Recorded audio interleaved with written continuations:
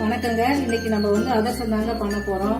நம்ம எவ்வளவுதான் பலகாரம் செஞ்சாலும் தீபாவளின்னு பாத்தீங்கன்னா அதிரசம் தாங்க அது ஒரு தனி சிறப்பு. அதனால இன்னைக்கு நம்ம அதிரசம் செய்ய போறோம். வாங்க எப்படி செய்யுதுன்னு பார்க்கலாம்.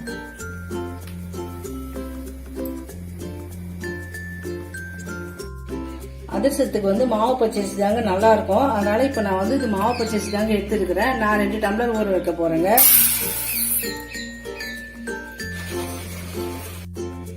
இப்போ இது நல்லா 2 டம்ளர் கொட்டிட்டேங்க. இதை தண்ணி ஊற்றி நல்லா 3 மணி நேரம் ஊறணுங்க.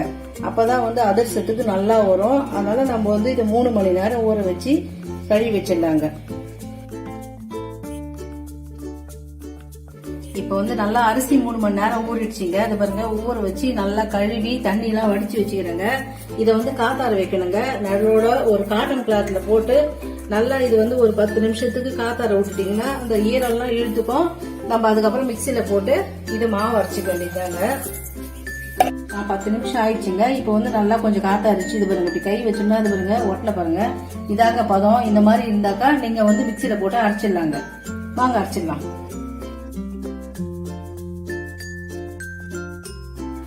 இப்ப பாருங்க, எல்லா மாவும் நான் இடிச்சுட்டேன். இந்த மாதிரி ஜெலிச்சிடுங்க. அப்பதான் இந்த மாதிரி கப்பிலாம் நின்றுடுங்க. அப்புறம் அதிரசம் கட்ட போது இது சரியா வராது. அதனால இந்த மாதிரி ஜெலிச்சு கப்பி எடுத்துடுங்க. இப்ப பாருங்க, இந்த மாவு நல்லா பாருங்க நைஸா இருக்குது பாருங்க. இந்த அளவுக்கு இருந்தா நம்ம பாவு கலருக்கு கரெக்டா இருக்கும். வாங்க இப்ப பாவு எப்படி எடுக்கிறதுன்னு பாக்கலாம். இப்போ நம்ம பாவு எடுக்கிறதுக்கு 1 டம்ளர் அரிசி எடுக்கணும்னு வச்சுங்க. அதுக்கு 3/4 டம்ளர் வெள்ளம் இருந்தாதாங்க கரெக்டா இருக்கும். நான் 2 டம்ளர் அரிசி எடுத்துருக்கிறேன். அதனால அதுக்கு நான் 1 டம்ளர் வெள்ளம் தாங்க பாகு எடுக்க போறேன். இப்போ நம்ம போட்டு முதல்ல காய்ச்சிடலாம்.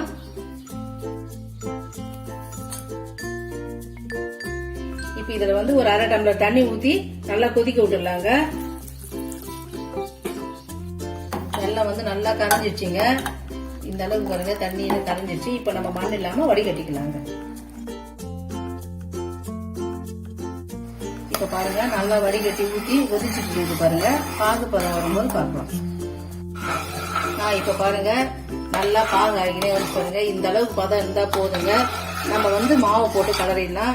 இது கரெக்டான பதங்க. தண்ணியில விட்டு பாத்துக்கலாம் இருங்க. நீங்க உங்களுக்கு சரியா பாக்கணும்னா இந்த மாதிரி இது பாருங்க, தண்ணி விட்டு இப்படி பாத்தீங்கன்னா தெரியுங்க உங்களுக்கு. இந்த பாருங்க, இந்த பாகு பாருங்க, இதுதான் கரெக்டான பதம். இந்த மாதிரி உருண்டி பாத்தீங்கன்னா ஒட்டாம வருது பாருங்க. அடுப்பு ஆஃப் பண்ணிட்டு நம்ம மாவு போட்டு கலரிடலாங்க. இப்போ இது கூட நம்ம பொடி பண்ணி வச்சுக்கிற ஏலக்காங்க 3 ஏலக்காய் பொடி பண்ணி வச்சுக்கிறேன். இது கூட இதுல சேர்த்துடலாங்க. நான் ஏலக்காய் மட்டும் தாங்க போடுறேன். உங்களுக்கு வேணும்னா நீங்க சுக்கு கூட போட்டுக்கலாங்க. இப்ப இதை அப்படியே மாவு போட்டு கலந்துக்கலாம் வாங்க. இப்ப மாவு மொத்தமா போடக்கூடாதுங்க. எப்பவுமே மாவு போட்டீங்கன்னா பாருங்க, பாகுல இந்த மாதிரி உதிர்நாப்புல தூவி போட்டீங்கன்னா தான் கட்டி கட்டியே ஆகாம இருக்குங்க.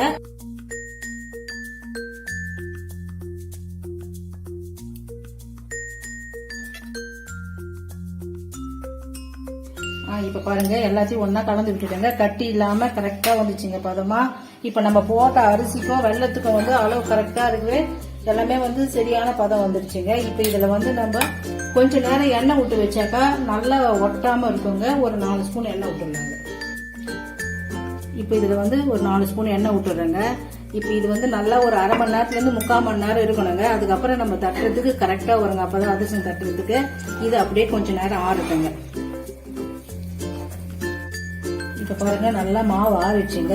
நல்லா பாருங்க கெட்டியா ஆயிடுச்சு. இதே மாதிரி ஆயிடுச்சுன்னா நம்ம தட்டுறதுக்கு கரெக்டான பதங்க. இப்ப நம்ம இதை அப்படியே அதிரசம் தட்டுறதுக்கு நல்லா ஈஸியா இருக்கும். தட்டிடலாங்க. இந்த மாதிரியே உருண்டி போட்டுக்குங்க. இப்ப நீங்க போட்டுட்டீங்கனாலே அப்படியே கொஞ்சம் நல்லா காதாரிங்கன்னு வரும். அதுவே கொஞ்சம் நல்லா நிகழ்ந்து வருங்க. முதல்ல உருண்டி போட்டுக்குங்க.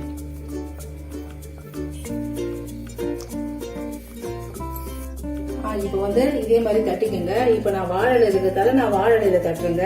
அப்படி நீங்க வாழை இலைன்னா இப்ப நம்ம ஆயில் கவர் இருக்குது பாருங்க, அந்த எண்ணெய் கவர்ல தட்டினா ஒட்டாம வருங்க. கையில கொஞ்சம் லைட்டா எண்ணெய் தொட்டுன்னு தட்டுங்க. கையில ஒட்டாம இருக்கும்.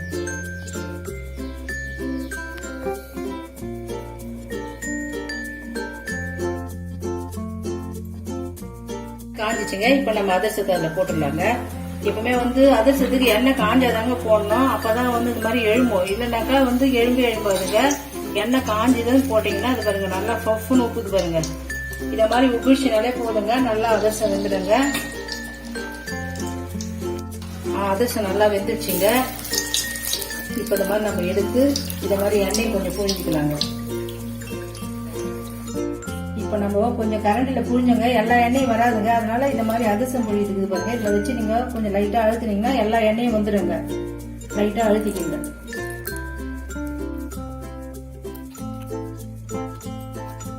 இப்போ உங்ககிட்ட வந்து அதிரசம் புளியது எல்லாருக்கிட்டையுமே இருக்காதுங்க. அது மாதிரி இல்லாதவங்க இந்த அதிரசத்தை இது பாருங்க, இந்த டப்பால வச்சு நீங்க இது பாருங்க ஒரு அழுத்தினீங்கன்னா உங்களுக்கு அந்த எண்ணெய் போயிடுங்க. இதே மாதிரி கூட நீங்க அழுத்திக்கலாங்க. ஏன்னா கையால மொத்தம் அழுத்த முடியாது. இந்த மாதிரி கொஞ்சம் லைட்டா அழுத்திக்கிட்டீங்க.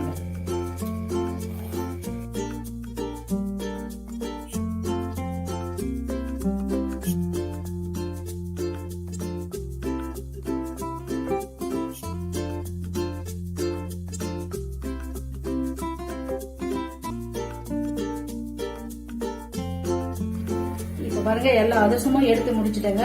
நான் பாருங்க எவ்வளவு சூப்பரா வந்தது பாருங்க. அதிரசம் எல்லாம் ஒரே மாதிரி வந்திருக்கு.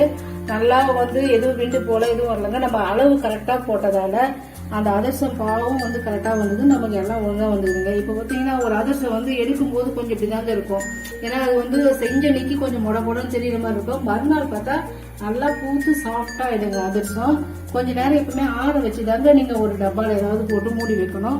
கொஞ்சம் ஆற விட்டு அப்புறம் எடுத்து பாத்திரத்துல மாட்டி வச்சுக்கோங்க. நீங்களும் உங்க வீட்டு தீபாவளிக்கு அதிரசம் செஞ்சு ட்ரை பண்ணி பாருங்க.